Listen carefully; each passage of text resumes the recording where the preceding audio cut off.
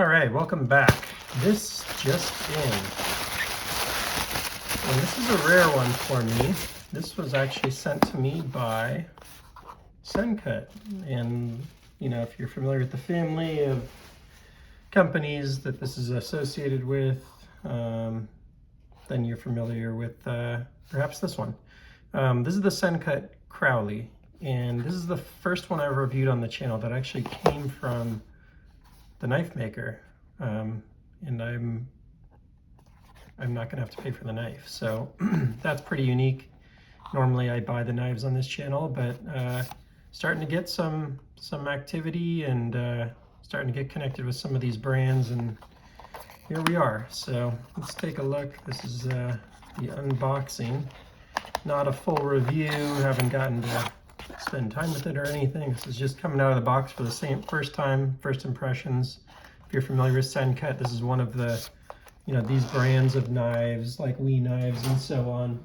They're all, you'll see some familiar, you know, things here when you take it apart, or not take it apart, but unbox it. They're made in China, but a lot of the design happens in the US, and a lot of the you know, they work with, there's a lot of good collaboration going on.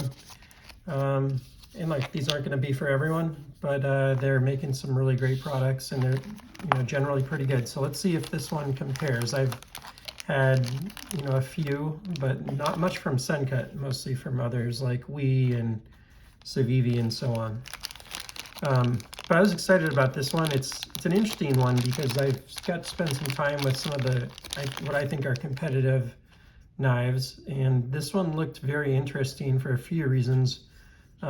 Deployment methods, I think there's a lot of good stuff going on right now with button locks, so we'll see how it compares. The paperwork here, pretty minimalist, sends you online through the QR code, so not a lot to talk about there.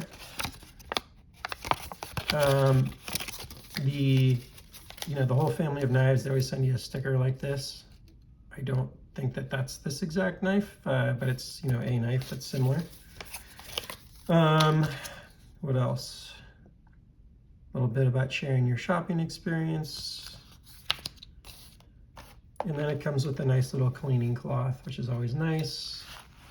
And just a typical, you know, polyester or whatever case. But again, nice to have.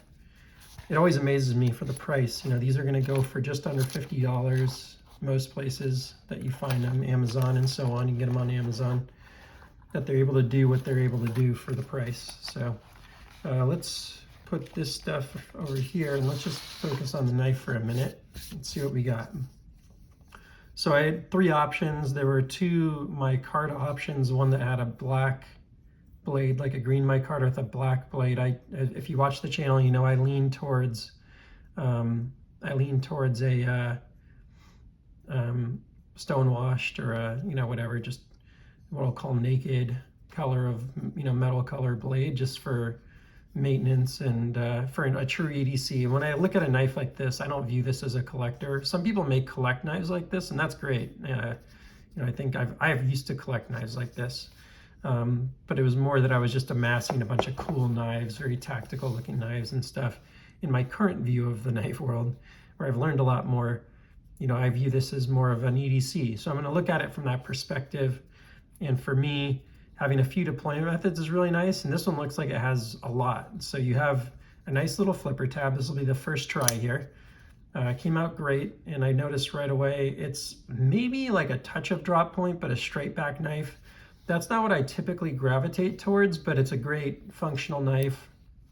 There's a little jimping on the top here, but it doesn't go further out on the blade, so it's not like a super advanced user. There's a small forward choil or finger choil, but it's not a lot there. So if you're really looking to choke up on this knife, there's not the jimping, and you don't have like a really big forward choil. You can definitely get up into it, but you're right up on that, you know, right up on the cutting edge there. It feels to have come pretty sharp from the factory. Let's do a little edge test here. Oh yeah, that's actually really impressive. That's just a push cut. And that is about as good as they come. You know, I don't know if I'd put it right up there with Spyderco, which is to me one of the best factory edges that I've personally gotten, but it's darn close if not. So here's been my full test lately. If it can pass this test, they've done a really good job with the edge. So I just fold a piece of paper like that, make sure it's nice and steady. It needs to, you know, not be too wonky and stuff. Then I just come over here and drop down onto it. And this one does not get it, so it's not like that level of edge, but it does, you know, do a nice little, you know, it's actually gotten through there. So there you go. I did have to hold the paper a tad, so maybe it's not 100% of what I've seen. You know, I've seen some that are even higher potential than this. But you know, if you get it at the right angle, so it's very good edge. That's awesome. Great to see. It looks like it's a nice little stone-washed finish. I could be mistaken. And then let's see how the button lock feels. Ooh, really nice. Oh, wow. It did get a tad of stick there at the top, but it does feel really nice. And what I'm curious is yeah, it's one of these ones where you can whip it out. It's actually a little less intuitive than some of the others that I've seen. I'm gonna clear up some of this stuff and let's get into this a little bit on the deployment and the feel.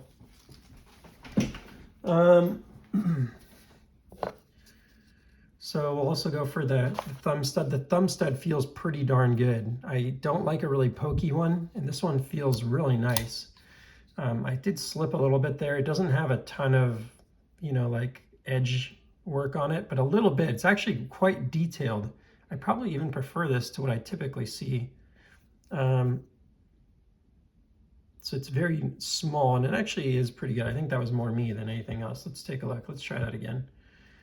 So we'll just get the button lock going here. So it's good. Yeah, it's good. You know what? It's just breaking in. That's it. So now it's broken in. So that's really good. Let's try the reverse flick. Not as good for that for some reason. It's doable, but it kind of sticks. I think it's due to the length. And it's a little hard to get your finger in there. And again, that sort of, the way they did this makes it a little hard to get a purchase on there coming in from this angle. It's definitely doable. Try a little lefty opening too. One of the cool things about button locks is they're pretty good for ambidextrous. And this is an ambidextrous pocket clip. So yeah, first impressions are good. We can do some comparisons of this also. Yeah, actually, now that it's warmed up a little bit, or that I've warmed up to it, it's quite good. I'm trying to see if I can also do the fingernail flick. It's not as good for that. It really does want you to just put the thumb, the meat of the thumb on there and push it out. So I probably wouldn't have liked this when I was a little less advanced with knives, because I really like to use my fingernail when I first started. But almost everyone else likes to use the meat of their thumb anyways, so let's see. The action's really good. I think, you know, I always say I gotta move the camera back a little bit and then I can be a little more free to use it here. So let me get the camera out of the way. And now I'm more, you know, comfortable like I would be. Did miss that deployment. So the detent's really good. Let's see how the centering is here. Generally, these brands have been pretty good, and I'd say this is right in line. It's, if not perfectly centered, it's good enough. It's really close. But I think it's perfectly centered there, so that's good to see. Take a look at a little slightly different angle. Yeah, that looks good. Good to go. Now that I got a little more room, let's see how the reverse flick is. It's feeling a little better now. You really have to push your finger up into it since you don't have that sort of pocket there. Since there's not really a carve out here for that reverse flick, the you know, the need to get your finger in there is pretty key. You got to really put some pressure on the thumb stud And then if you do, you get a pretty good deployment. So I do notice at the very top, I get like a tad bit of like lock stick, if you will. It's very minor, but it just sort of catches and then pops. It's not bad, and it might loosen up with just some lubricant or something, but you can see I can't push it in at the top, and then it kind of pops. So there's a tiny bit of that. It's almost like it's intentional. I'm not 100% sure if it is or not. It might be by design. So let's see how fidgety this thing is with the button. I've definitely seen a wide range of button deployments and how good they are or are not. I'd say this is probably one of the best. Sorry about that. That was purely user error. I'd say this is one of the better ones that I've crossed paths with. And if you really whip it out, you get a nice little ping or ting at the top. You might be able to hear that. So yeah, it's pretty satisfying. The micarta looks good. It could probably use like a touch of oil. It's a little dry looking, but that might be your preference. And over time, the whole idea of micarta, or maybe it's not the whole idea, but how it generally goes is that, it gets some of your hand oils on there and it kind of works its way in, but you can sort of pre-oil it with some mineral oil or olive oil or anything like that, just to kind of get it to go where it's going faster. So it looks like it's just a typical flat grind. It would be a very easy knife to sharpen and maintain. And then the pocket clip looks pretty darn good too. And it's nothing to write home about in terms of looks, but in terms of functionality, this is about what I like. Not too tall, not too short. I didn't feel it a lot in hand. The feel in hand on this knife is really good, by the way, when you're just like in the grip, you're not trying to choke up on it. It feels really good in hand. That was sort of surprising. I just kind of grabbed it and didn't know what to expect. And what I'm seeing is the way that they cut it. And sometimes you'll see, like, for instance, on, let me pull out, where's my Demco? It's sitting right here. I was just using it to open this box. You'll see sometimes they'll put, a first finger and then sort of a second finger and then third and fourth. This one has one swoop, and I think it feels really good because that you can see that my card is kind of knocked down on the edges, so it feels sort of round in the hand, which is really nice. The best thing I could liken it to would be kind of like a kitchen knife, is sort of the feel for it. Just feels very ergonomic and like it's meant to be in your hand. Now again, you want to choke up, you're gonna have to be pretty careful and make sure you're not gonna push your finger up onto there. That it doesn't feel like it's really meant to be choked up on. I don't know if that's more of a sharpening choil, but it's definitely not, this is okay. There's no jimping or anything, so it's a little slippery for your draw cuts. But generally it feels pretty good. It's a sizable knife, but the weight doesn't feel like it's too bad. Like, it feels very light. You can see in here the steel liners are very well carved out and very strong. Like, I cannot budge that, so that's really impressive. You can see just how much steel they've taken out of those liners, and you see that pretty commonly with Sencut, Civivi, WE knives. They're really good at that.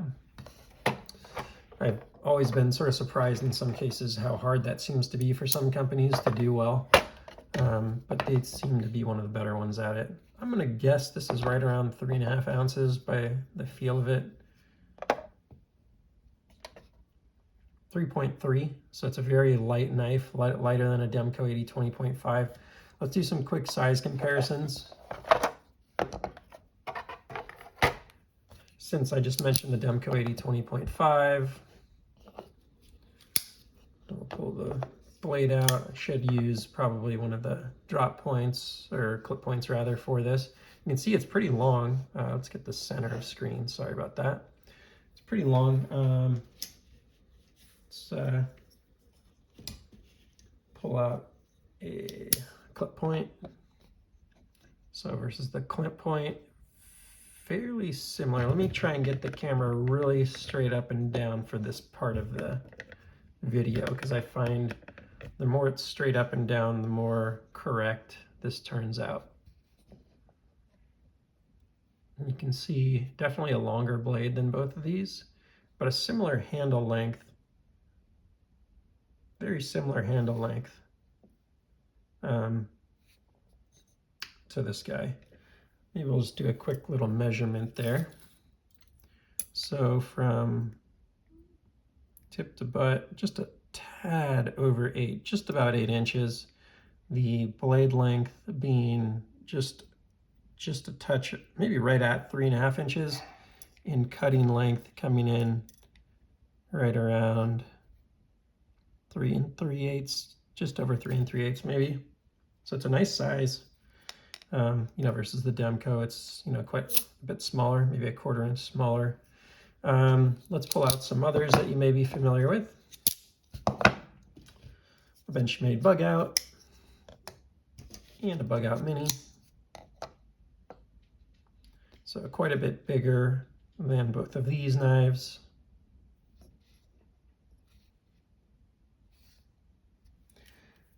And we will do the Consummate Ontario Rat 1. So it's right in there, in a lot of ways very similar. And Rat 2, kind of right in between these two knives. So they're really good comparisons for you. If you look at the blade length, they're like almost, it's a little longer there. This guy's just a little bigger.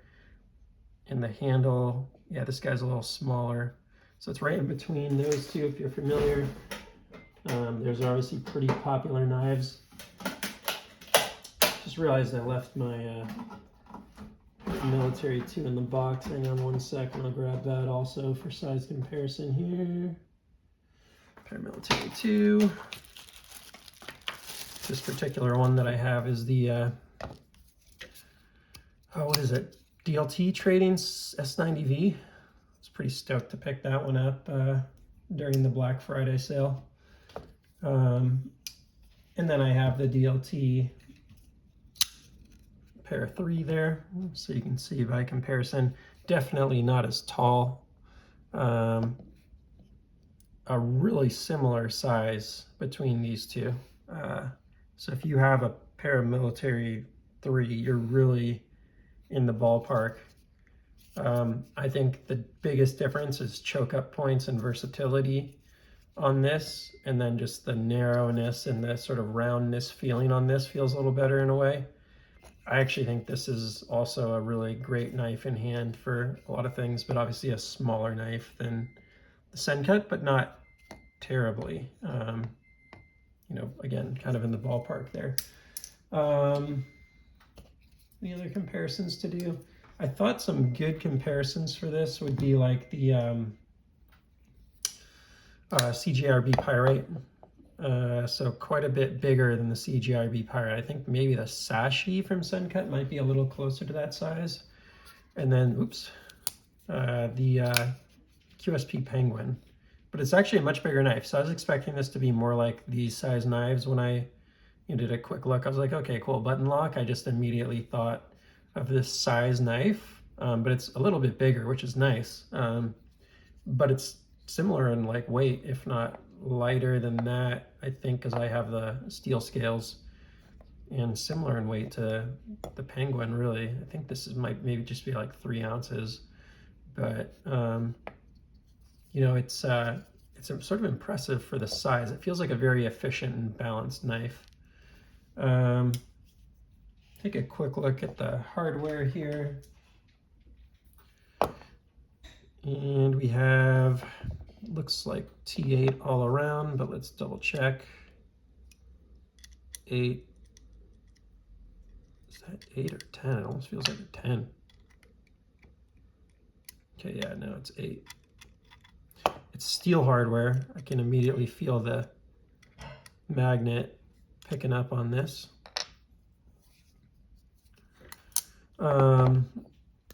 So I thought this would be an interesting, you know, one to benchmark it against. You know, when it comes to button locks, I'd say in the budget realm, the CGRB Pyrite, for many people, took the cake this year as one of the best.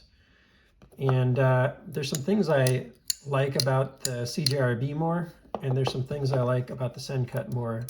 The Sencut feels like a little more, I'm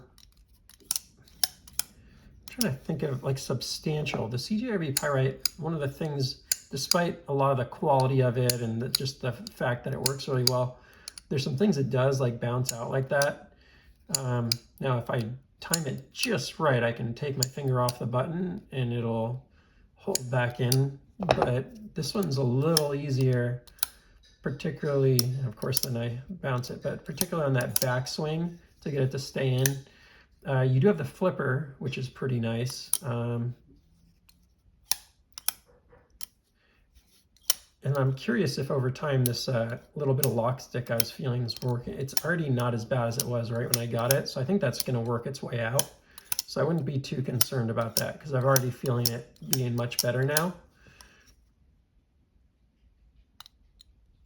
That is a little bit of a difference though. The CJRB, there's almost no friction when you go to press that button. You can almost, like, there's a little bit, but not quite as much. This one has a tad bit more friction feedback when you initiate the first press, which could be a good thing. It might help keep it in there better and stuff.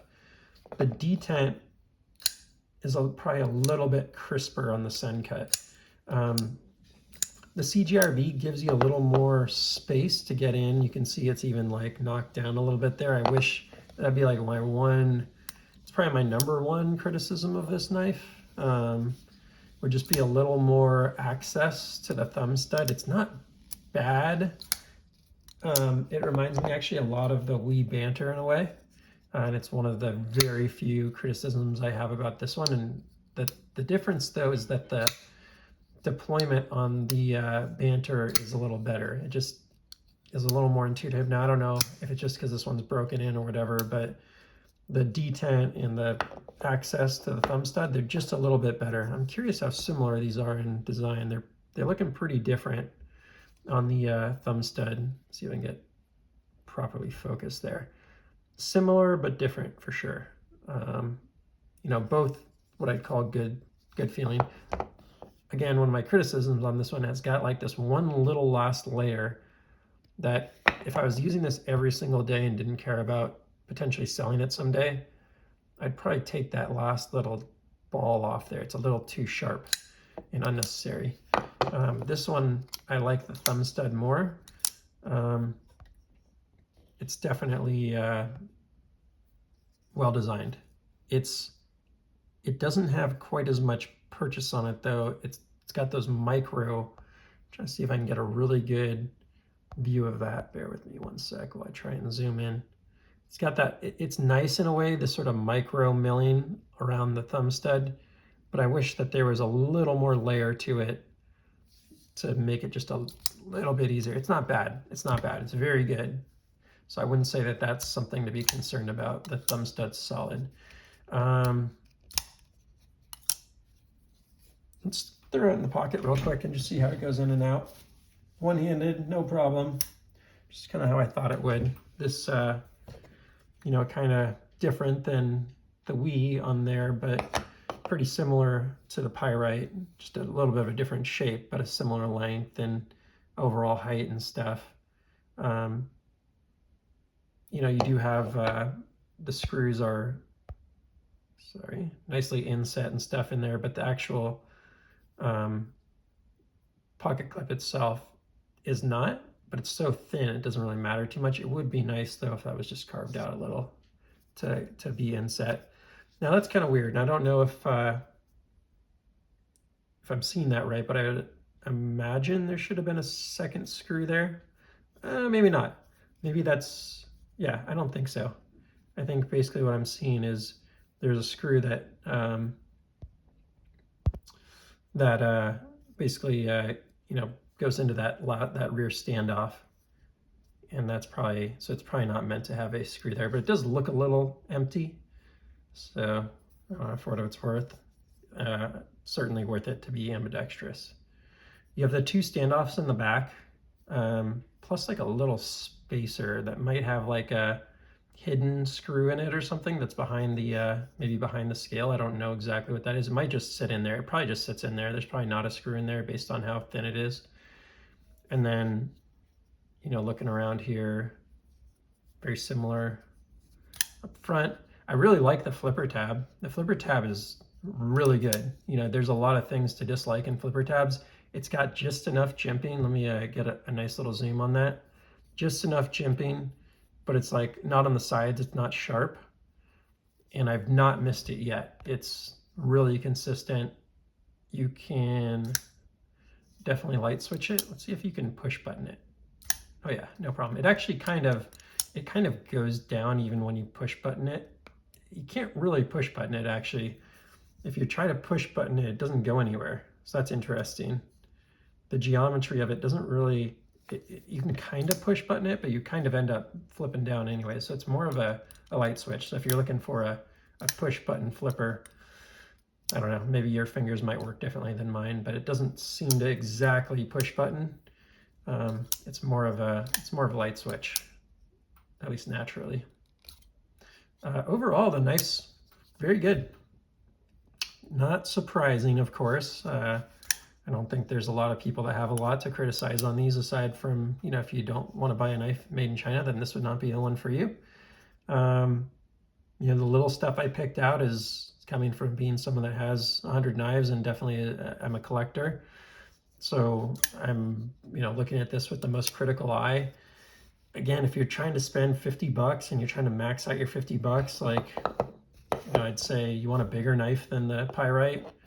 This might be one of your best options out there. It's a really nice knife for the money. Let's see, what else can we say about it? You know, I didn't catch the blade steel going into this.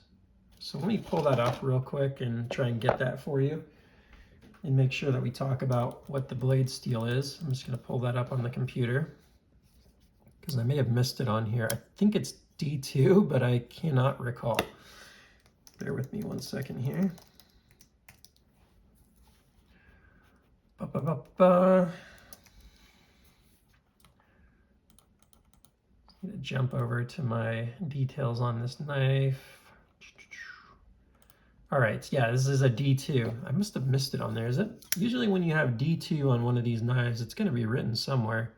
I kind of like when it's not, but it'd be sort of surprising to me that they wouldn't include that somewhere, given that that's a pretty nice blade steel for a $50 knife, right? You're talking about probably a 60 plus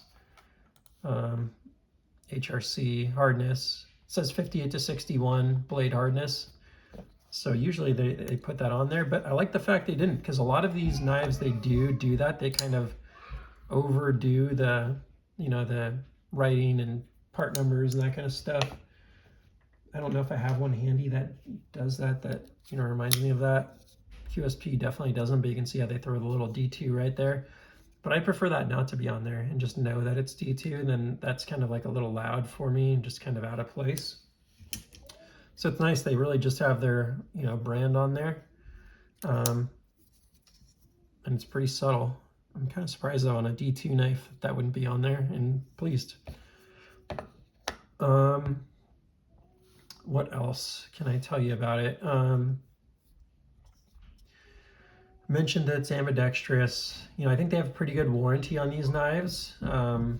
So I feel like you can buy it with confidence, especially if you're buying on Amazon. You know, it's a really good place to buy a knife, which they're selling them at a great price on Amazon right now. It's a couple dollars less for the G10. The G10 comes in a jade, or what do you call, natural jade G10, which is pretty nice. So that's, if you like that natural color, I think you'd be pretty happy with that one. I was very close to grabbing that one, but since they had two in this format, I figured it'd be more of the, you know, average person. On average, if 2 out of every 3 people buy micarta, I might as well review the micarta one. I think, you know, that's pretty much it. In summary, there's some things I look at, like feel-in pocket. that's probably one last thing to look at. Let's look at the thickness. This is a knife I carry around almost every day. So I will just say that it is a little on the thick side versus, like, here's the Demco 80-20.5. It is quite a bit thicker. So that's part of that feel in hand when I said it kind of feels like a kitchen knife. It feels like a generous knife in your hand, and part of it, despite being so narrow or short this way, versus perhaps this knife, is that it's a little wider, so you're trading off that a little bit. So that might be something to consider. I haven't gotten to carry this around in the pocket yet or anything like that, but maybe I will, and I'll do like a full review on it or something. But that might be something to consider, is the width of the knife there. Let's see if we can compare it to some others that you might be familiar with. So there's the Wee Banter, pretty similar. Definitely not much bigger or even less than the Rat 2. It's about the same as the Rat 1, sorry, the Rat 1. It's going to be much bigger than the Bug Out, because the Bug Out's just one of the most, efficiently put together knives out there. And QSP Penguin, if you're familiar with that, very similar, right? Both micarta, very, very similar, maybe even a touch, 10% thicker than the QSP Penguin, but it is a bigger knife. And then lastly, let's take a look at that Paramilitary 3. And that's, just a straight G10 inset steel. So you can see this one, the steel is not inset, whereas the steel inside the P3 is inset. So it gives you a little more efficiency. You're probably like 20%, 15-20% thicker than a Paramilitary 3. I don't think that there's anything else over here that's too relevant. Oh, CGR Pyrite, let's do that. Now, it's not the G10 one, it's the steel one, but that's definitely quite a bit thinner there. I think that's it for now. Yeah, nice knife, nothing too surprising here. Nothing, too stand out one way or the other. I think it's a really good budget button lock. And, if you're looking for this blade shape and this handle sort of shape, I think you'll be happy. In this size, a full 8-inch knife, but it's not too big. You can kind of EDC it. You can't go wrong with this knife. It's a solid one, so good choice. I think that's all I have to say about it for now. I may do a deeper review on it later.